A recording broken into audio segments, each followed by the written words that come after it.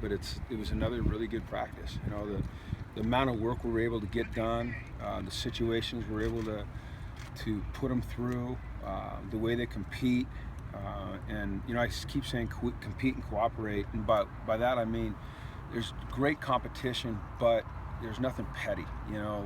Not scuffles or dust-ups. There's not negative language, and yet it's very competitive. And I think that just bodes itself well for creating a great team environment. So that to me has been encouraging. I'm really impressed with the progress that the offense is making. It doesn't show up on every single play, but everything from the verbiage, learning how to call a play and put it together sequentially the way that it makes sense, to get in the line of scrimmage, getting set. We haven't had a lot of formation errors. We haven't had a lot of false starts or drop snaps. That doesn't mean it's perfect, but there's just a lot of encouraging things that you see when you look at the film or you watch practice that maybe don't show up when you're out here just as an observer. So I think our run game is improving. I think our scheme is good, the things that we're doing, and then we've got good backs. They're all right there together. I think Bolu and Soso and I think Nate Starks is doing a tremendous job, and Brandon, and then putting Jalen Starks, kind of having him play fullback and halfback.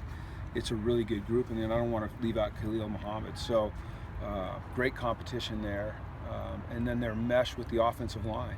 And then we're asking our receivers to be more involved in blocking, and they're accepting that challenge. So a lot of good things. And then defensively, we're settling into a situation where guys have a more complete understanding of not only their position but the scheme. And when you can understand more than just what you're supposed to do and how you fit in the scheme, then you're typically going to be a more productive player and a more productive defense. So just a lot of really good things happening right now. We've got 5 practices left. We've got Saturday and then 3 next week, then the spring game. And our objective is to come out here for the spring game and make it an actual game. That doesn't mean all the special teams will be live, but we'd like to think that if we can stay healthy the way we have, that we're able to put together 2 squads and have a blue versus white actual game on Drake, which I think a lot of people want to see, and I'd like to see us be able to accomplish. I know you've talked about maybe not doing that because of injury concerns, but you think you could weather that okay? I do. At this point, it could change. Yeah. And the reason I do, Ben, is because I see them understanding how to practice with a level of physicality without cheap shots. The defensive backs understand that they're not going to blow a receiver up just to blow him up. They know how to practice. Now that doesn't mean it's always perfect. We have moments where we have to settle them down and we have to rein them back in. But they know how to practice, and so I think that at this point, I could tell you that we're going to have a real spring game, but it could change. How are you doing on the injury front? Is Boss Great. a little banged up today? Or? A little, but nothing that I know that we have to worry about. I didn't get anyone come over and tell me he was out. I mean, we took him out for a little bit, but we've had, what have we had, 11 or 10 practices, 10 hard practices, 9 in pads. A lot of physical work, not always live obviously, but still physical. And they've been long practices and they've been productive practices, so guys are going to be a little bit nicked, but I've been impressed with the way guys have pushed through. Austin Roberts getting back out there and doing some work today. I just see guys that are really trying to push through a little bit of pain and get better. You've talked a few times about kind of splitting up some of the periods on both fields. You didn't do that last year. Why was kind of this camp the right time for that? We have more players available to us.